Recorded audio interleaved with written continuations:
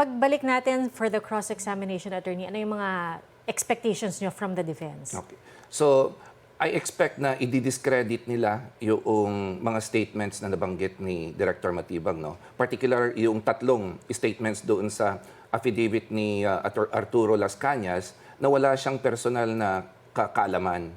So, inaasahan ko na sasabihin ng depensa na yung statements na binasa mo kanina, wala kang kaalam-alam dyan.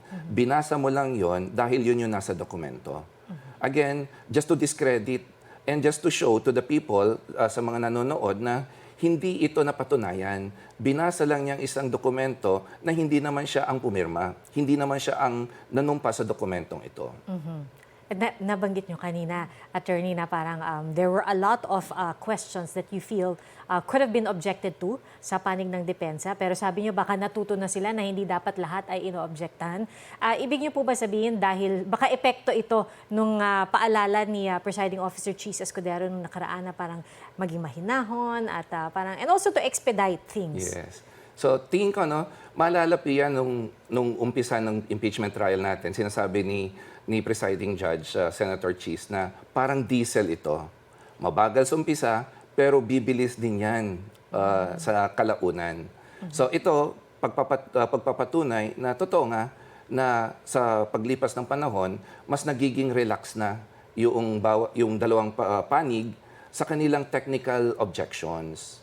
So, nakita natin yung defense kanina na minimal na yung kanilang objections when it comes to the direct examination. Kahit na may mga objectionable questions, hindi sila tumatayo para i-object yung mga tanong na yon. And which is good to expedite the proceedings and also good in order to let the statements of the witnesses come out and let the center judges decide on the value of these statements of the witness. Sa bagay, actually, 2 oras pa lang yung itinatakbo ng paglilitis sa araw na ito, tapos recess na at tapos na pala. Parang pati si Presiding Officer Cheese Escudero, medyo nagulat siya na tapos na pala yung direct examination. Pwede ko bang balikan rin, attorney, yung paglabas ng video ni Mayor Baste Duterte? Ano po ba yung kahalagahan nun?